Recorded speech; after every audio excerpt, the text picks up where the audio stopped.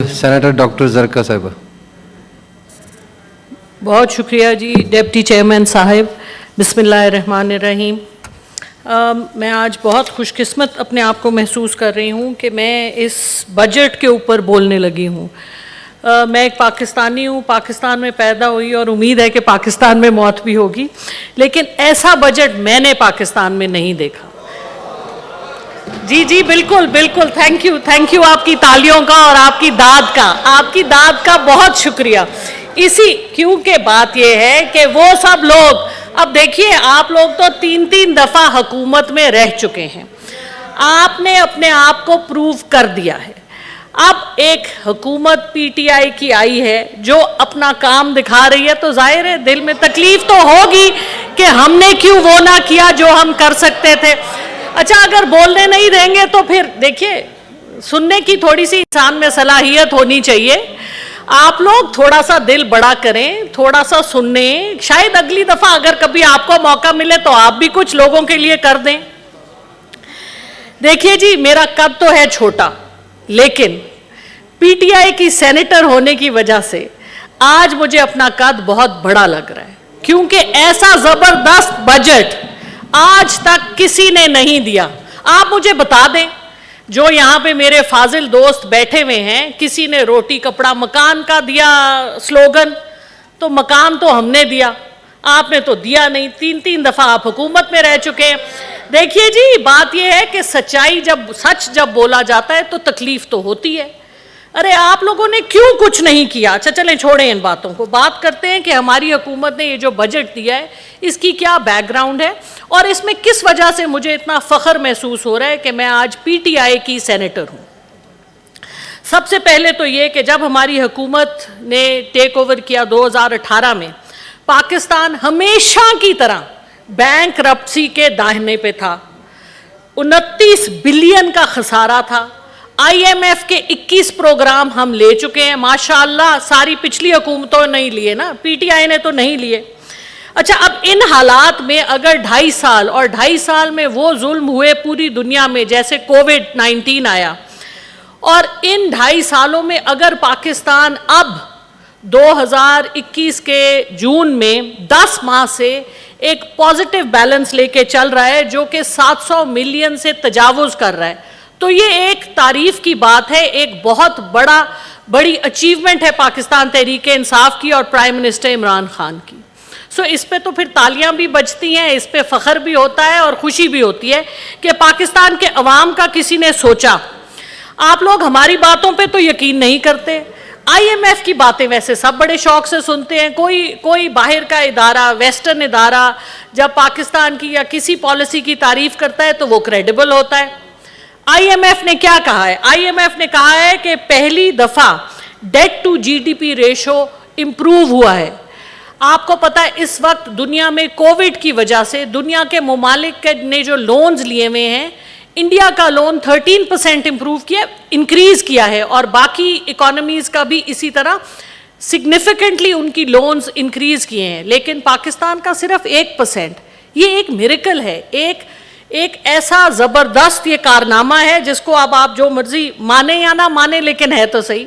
World bank ने social protection programmes 153 मुल्कों के चेक किए, उसमें पाकिस्तान का नंबर 4थे नंबर पे आया एहसास की वजह से। ये कोई छोटी मोटी अचीवमेंट्स नहीं है, ये बहुत बड़ी अचीवमेंट्स है। इस पे हम बात करेंगे। JP मॉर्गन ने पाकिस्तान को इन्वेस्टमेंट के लिए एडवाइस किया अपने इन्वेस्टर्स को कि पाकिस्तान की इकोनॉमी जिस राह पे चल रही है, ये वो मुल्क है जिस पे जो इन्वेस्टर्स हैं वो इसकी तरफ देखें और इस पे इन्वेस्टमेंट करने का सोचें। पहले तो हमने ये कभी नहीं सुना, तो ये बहुत बड़ी अचीवमेंट है पाकिस्तान की इस हुकूमत की।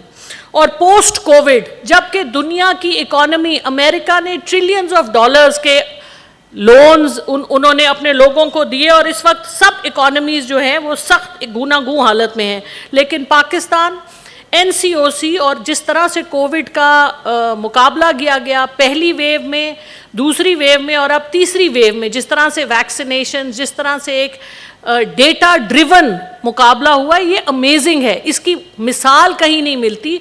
दुनिया के ममालिक पाकिस्तान को देख रहे हैं, पाकिस्तान की तकलीद करना चाह रहे हैं, तो कुछ तो है जिसकी तकलीद हो रही है।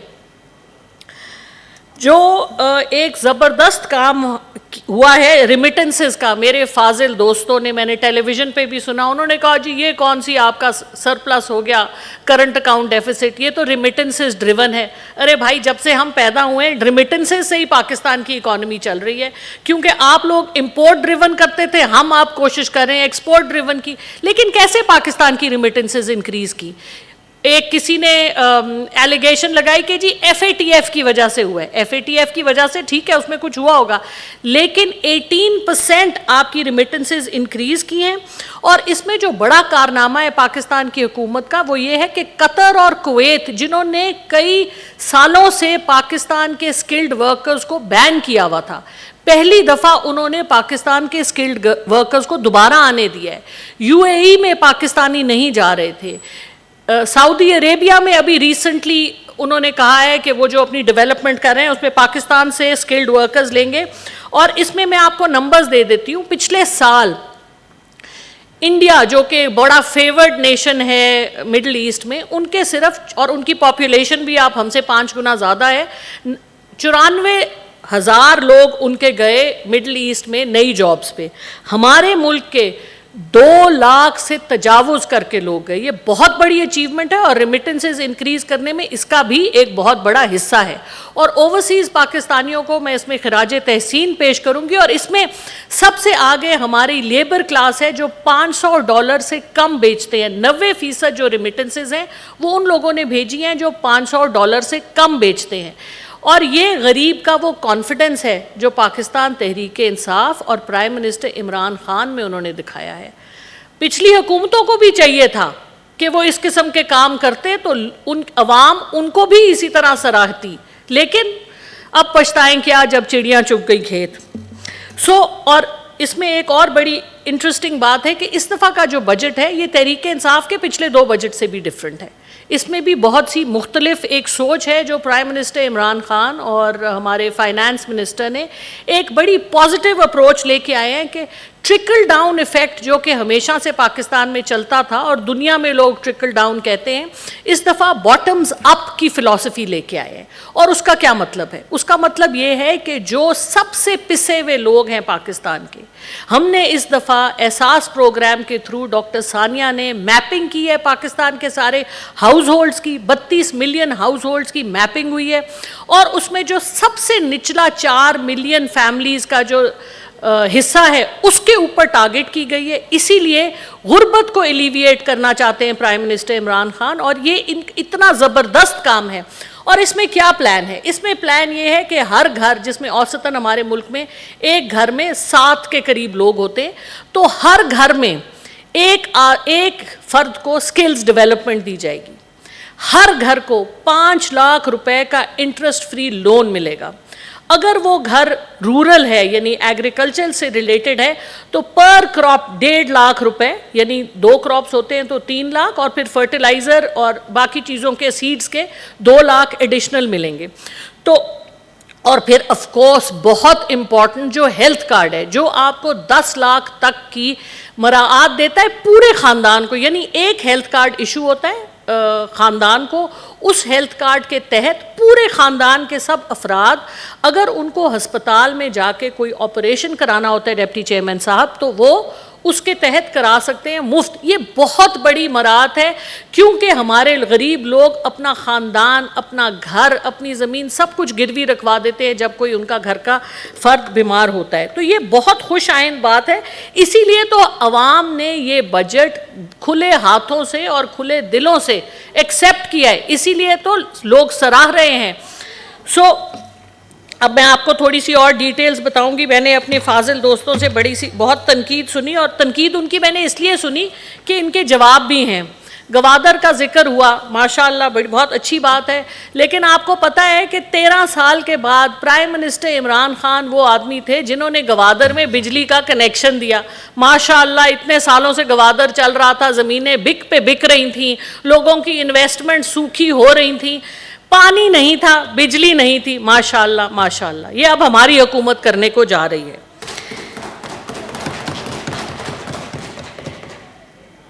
एग्रीकल्चर का जिक्र हुआ, बड़ी बातें हुई, ये हुआ वो हुआ। अरे बताइए आप लोगों ने क्या किया? कभी पहले किसी हुकूमत ने एग्रीकल्चर में ज़राअत की फील्ड को कोई अटेंशन दी? बड़े बड़े जागीरदारों को मराद देते हैं।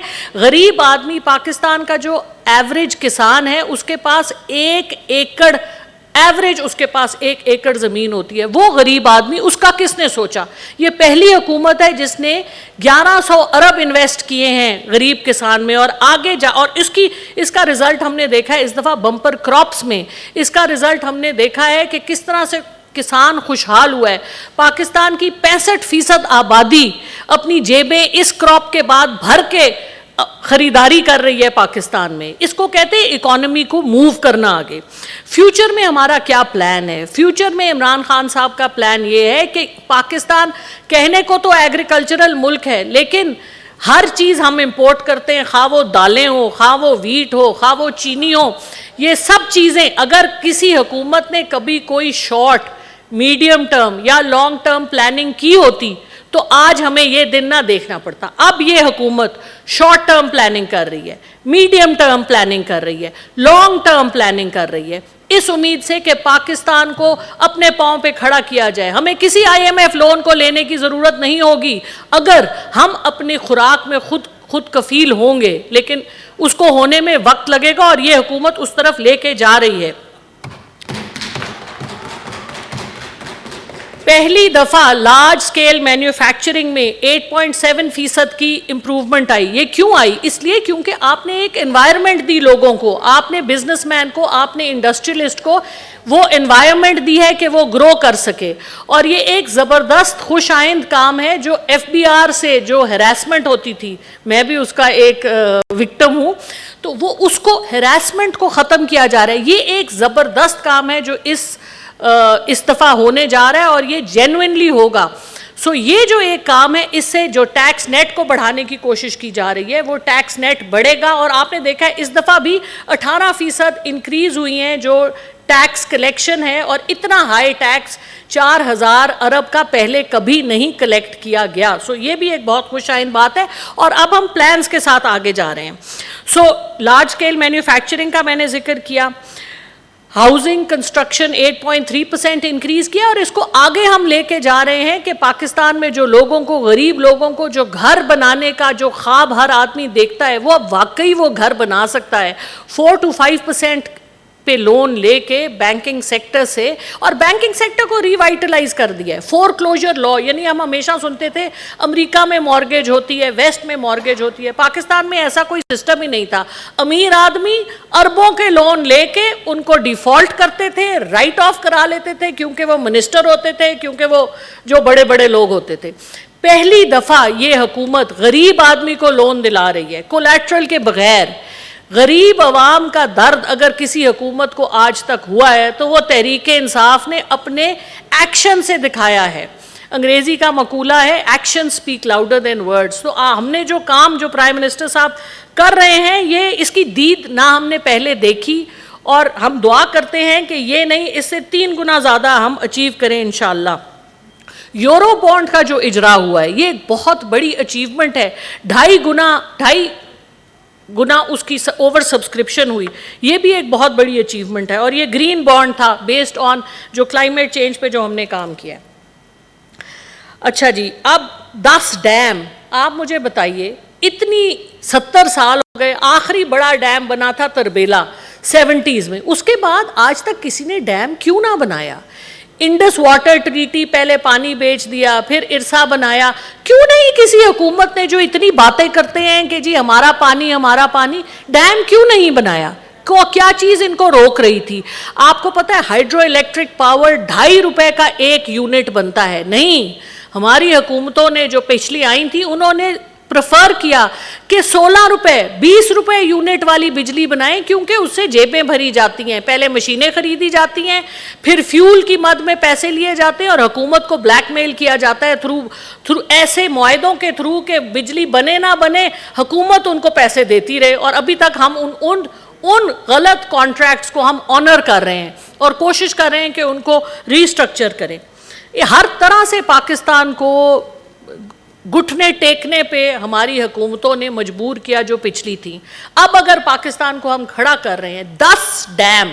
अच्छा, एक मज़े की बात आपको बताऊं, 200 अरब की बनी ऑरेंज ट्रेन, 200 अरब, जिसका अभी इस वक्त इस महीने जो उसका जो बिल आया है वो शायद 12 करोड़ का है, और उससे कितने लोग फ़ायदा उठा रहे हैं वो, और जो फीस की मद में 12 लाख रुपए शायद बने हैं, तो 12 करोड़ का उसका, और 200 अरब की बनी। ये हुकूमत 20 अरब में भाषा डैम बना रही है। आप मवाजना देखिए, 200 अरब में ऑरेंज ट्रेन, 20 अरब में भाषा डैम, जिससे पाकिस्तान की 20 करोड़ अवाम फ़ायदा उठाएगी।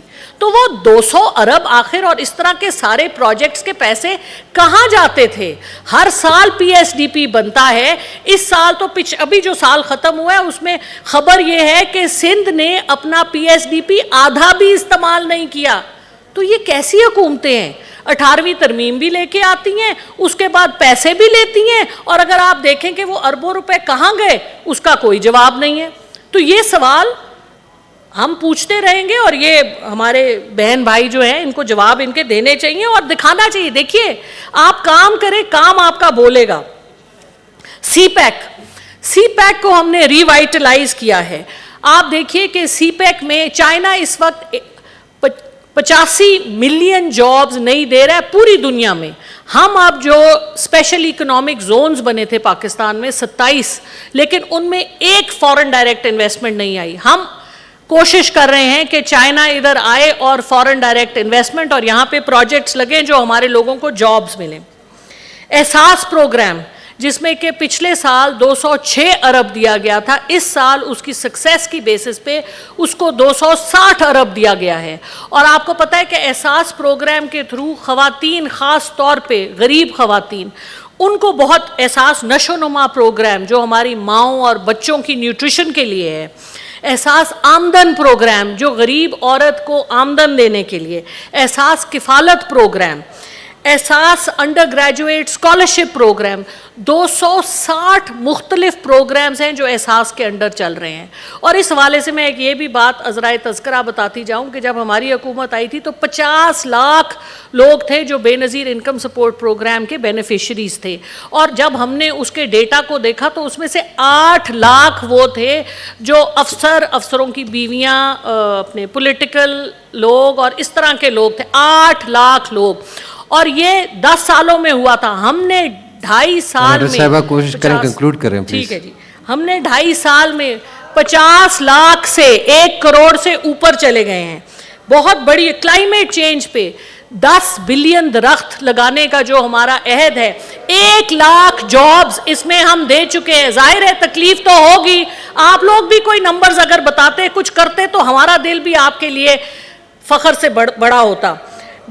1 लाख जॉब्स इससे मिली हैं, और ग्रीन जॉब्स, और दुनिया सराह रही है क्लाइमेट चेंज पे जो पाकिस्तान ने किया है।